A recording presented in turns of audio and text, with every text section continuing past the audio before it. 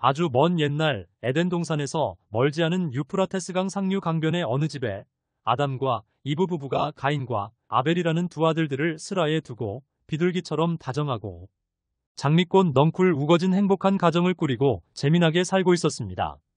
그런데 두 형제가 겉으로 보기엔 우애가 꽤 깊어 보였지만 가끔 형 가인의 독선적인 성격으로 인해 다툼이 생겼습니다. 다툼이 있을 때마다 순한 성격의 동생 아벨은 마음속으론 상처가 컸지만 그래도 형을 존경하고 따르려고 노력해왔습니다.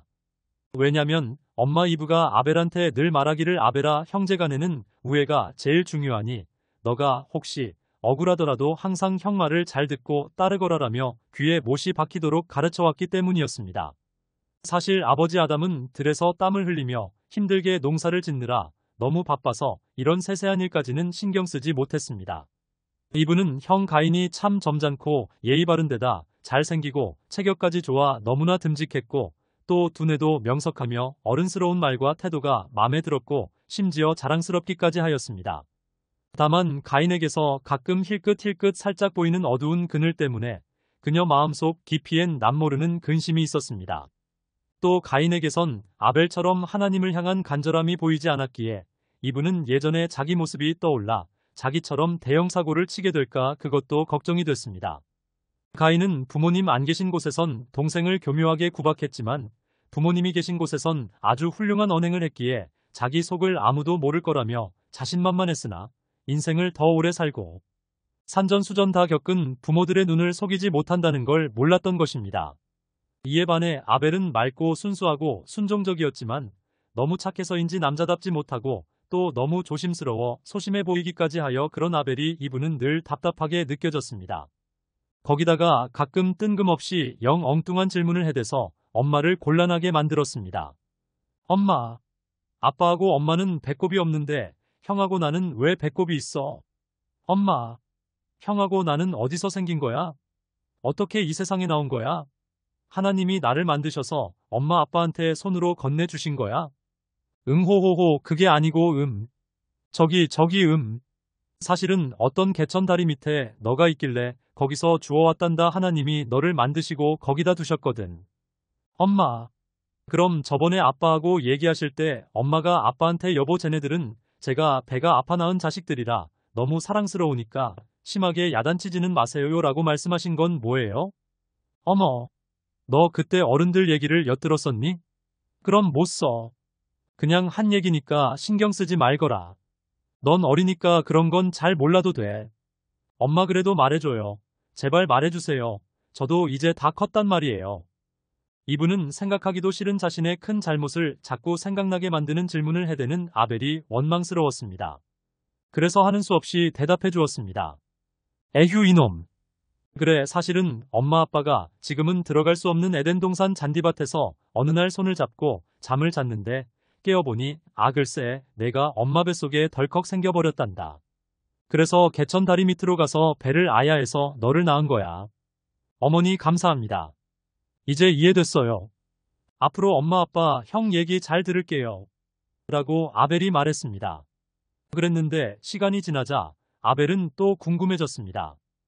그런데 어떻게 손을 잡고 잔다고 아기가 뱃속에 생겨나지? 하나님이 그렇게 만드셨나? 좀 이상하네. 그렇다면 형은 어느 다리 밑에서 나왔지?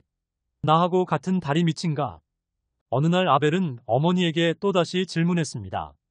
엄마, 정말 죄송한데요. 저번에 해주신 말씀 중에서 엄마 아빠가 손을 잡고 잤더니 제가 갑자기 생겼다고 하셨잖아요. 그 부분이 아무래도 이해가 안 돼요. 좀 더 자세히 말씀해 주실 수 있어요? 그리고 또 에덴 동산에는 왜 못 들어가요? 사랑의 하나님이신데 왜 그렇게 매정하게 이제는 그 좋은 곳에 못 들어가게 하시는 거예요? 자신이 하나님과 남편에게 지은 죄가 떠올라 괴로워진 이분은 에휴, 이제 하는 수 없구나. 내 형하고 너가 어떻게 태어났는지를 다 이야기해주마. 형을 데리고 오너라. 아벨은 엄마가 부른다며 형 가인을 데리고 왔습니다.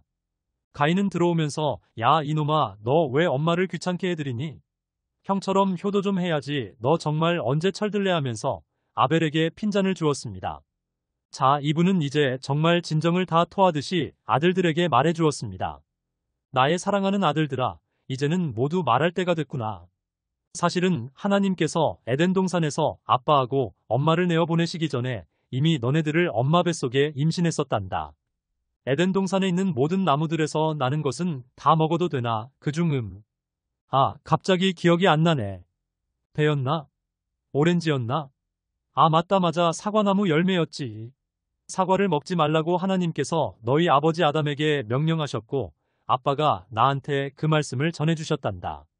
이분은 그 나무가 진짜로 뭔지를 차마 말할 수 없었기에 그냥 얘들을 달래려고 사과라고 한 것입니다.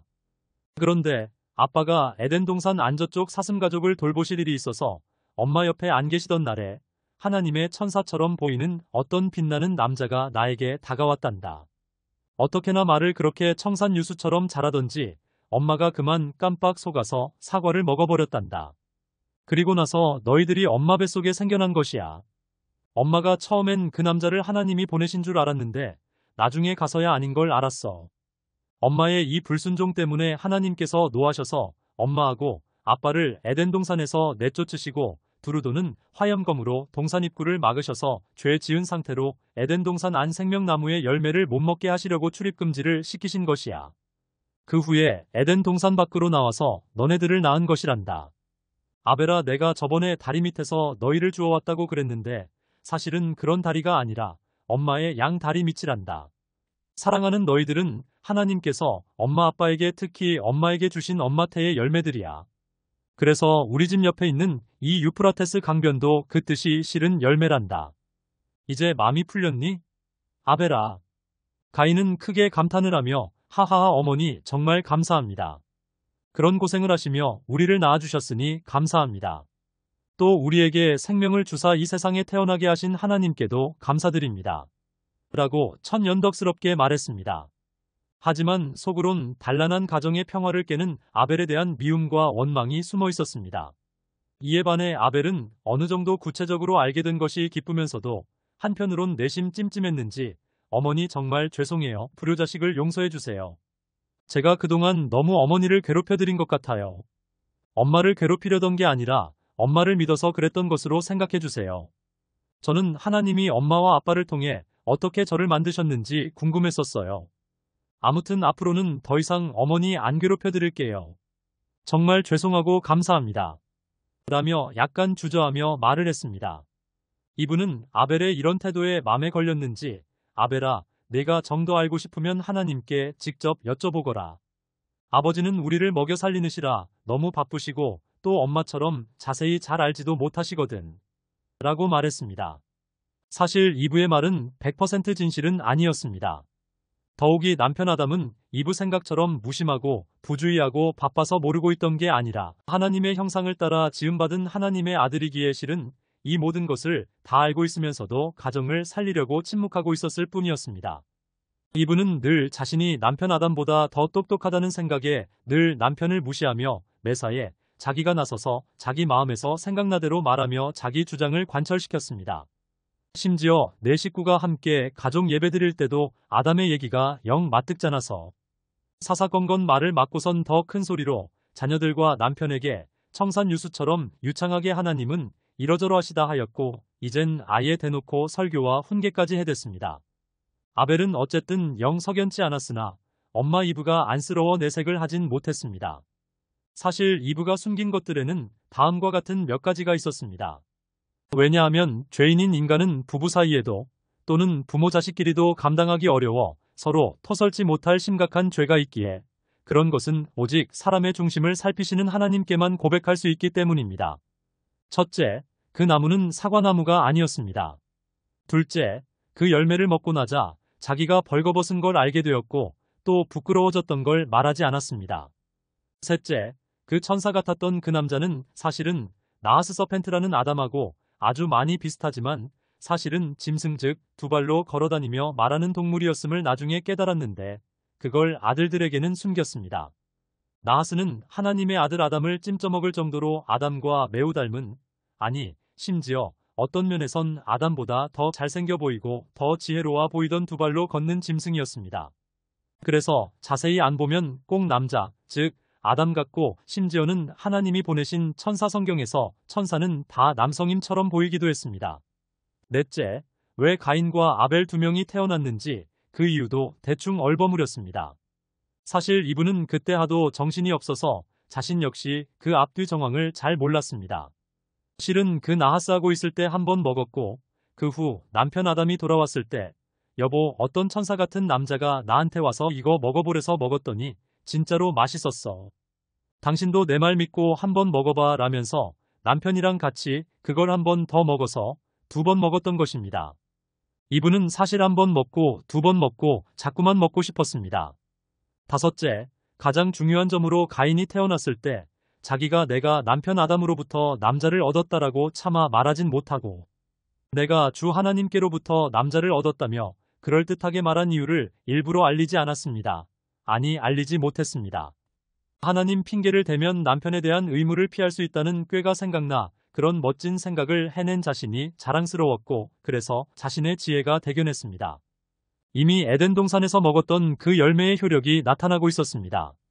여섯째, 이브가 또 숨긴 사실은 하늘의 영광과 기쁨이 넘치고 항상 밝던 남편이 그 사건 이후로 우울해하며 근심 걱정에 쌓여있고 늘 힘에 부치도록 땀을 흘리며 고생하며 슬픔 속에 살게 된 앞뒤 정황인데 그걸 말하지 않았습니다. 이브가 나하스의 꾀물 받아 그 열매를 먹고 아주 이상해진 것을 아담은 집에 돌아와서 보자마자 알았습니다. 그 정숙하고 소담하고 깨끗하던 이브가 섹시하고 관능적인 판무 파탈이 되어버린 것입니다. 이브, 당신 하나님이 금하신 그 열매를 먹었어? 오, 안 돼. 안 된다고 정말 그러면 안 된다고. 도대체 왜 그랬어? 왜 하나님의 말씀을 지키지 않았냐고. 하면서 엄청 비통하게 울며 비분관계로 심히 고통스러워했었습니다. 그런데도 이미 맛이 가서 이상해진 이브가 정말 맛있는데 왜 그래 여보 그러지마 나 무섭단 말이야. 당신이 나를 사랑한다면 부담 주지 말라고 계속 그러면 나 상처받아. 여보 그런데 정말 내가 지혜로워진 것 같아. 당신도 한번 먹어보고 판단해. 하나님이 아마 실수로 그런 말을 하셨거나 아니면 당신이 잘못 들었을 거야. 사랑의 하나님이 왜 이 좋은 것을 금하시냐고. 이성적으로 생각해봐 그럴 리 없잖아. 자 한번 먹어보고 판단하자 우리 여보야 라고 말했습니다. 아담은 하나님 이미 끝났네요. 이젠 제가 사랑하는 이브랑 같이 죽는 길밖에는 다른 길이 없습니다. 아버지 죄송합니다. 저 이브랑 같이 아버지를 떠날게요. 이해해주세요. 그럼 이만 안녕히 계세요 라고 속으로 말하며 이브가 제시하는 그 열매를 먹어버렸던 것입니다. 이때 아담은 이후로 자기에게서 태어날 모든 자손들을 죄와 죽음에 팔아넘기게 되는 것을 알았으면서도 후세들의 일은 난 모르겠다며 우선 이브가 먼저야 하면서 그 대가로 이브와 계속 함께 있게 되는 권리를 얻었던 것입니다. 나하스 속으로 침투해 이브를 넘어뜨린 사탄은 하나님의 아들인 아담을 절대로 속이거나 타락시킬 수 없다는 걸 그 어둠의 지혜로 잘 알고 있었습니다. 아담은 하나님의 말씀을 의심하지 못하므로 그에게는 손도 대지 못하지만 그의 곁에 있는 연약한 이브는 속일 수 있었습니다. 그래서 하나님의 성품을 그대로 빼닮은 아담이 하나님을 떠나게 만들 수 있는 유일한 방법은 딱 하나, 사랑 때문에 스스로 해를 받게 만드는, 즉 오직 사랑하기 때문에 자기에게 유익인 하나님의 품을 떠나 자신의 사랑과 함께하는 죽음, 하나님을 떠남을 선택하게 강요하는 것밖에는 없다는 고도로 치밀한 예상 외통수를 기획해낸 사탄은 자신의 비상한 지혜를 뽐내며 하나님께 도전장을 내밀어 동산 안에 있던 동물 나하스 속으로 들어간 것이었습니다. 일단 그의 뜻대로 된 것처럼 보였기에 그는 크게 자랑하며 전능자에게 자신이 승리를 거뒀다고 크게 떠들어대자 하늘의 천사들 3분의 1이 그에게 동조하며 타락해버려 지금 이 지구상의 여러 크고 작은 각종 악령들이 되어버렸습니다. 저 영계에서 이 당시에 있었던 일이랍니다.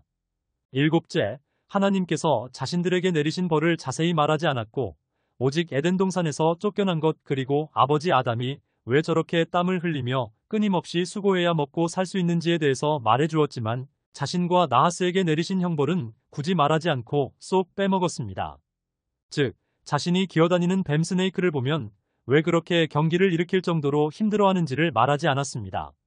사실 이 기어다니는 뱀은 말로 자신을 속였던 그 2발로 걸어다니던 에덴 동산의 짐승 옛뱀, 나하스, 서펜트가 하나님의 저주와 형벌로 변한 것이었고 하나님의 원창 조물인 그 옛뱀이 아니었습니다.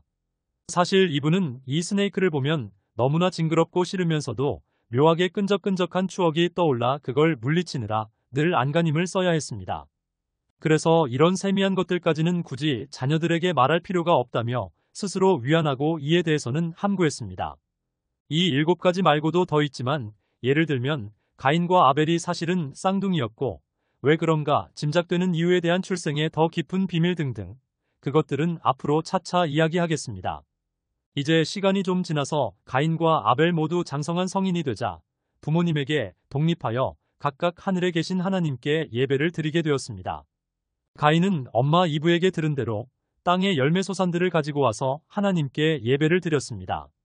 엄마와 아빠가 나무의 열매를 먹은 후 자신들을 잉태했다고 말해준 엄마 이브의 이야기 타미라트 스토리를 가인이 믿었기 때문에 열매를 가지고 온 것이었는데 이는 가인이 효심이 깊고 부모님에게 순종적이어서라기보다는 자신의 근원이신 하나님에 대해 그다지 별로 관심이 없었기 때문입니다. 그런데 가인이 옆눈으로 보니 동생 아벨이 자기가 엄중하게 예배드리고 있는 근처에 와서는 난데없이 피 흘리는 양을 통째로 가지고 와 온통 어지럽히는 게 보였습니다. 어허 엄숙하고 근엄해야 할 예배 시간에 질질 짜고 통곡하고 소리치고 영 너저분하게 드리네. 어이쿠야 그래 또 시작이구나. 3부에서 계속 이어집니다.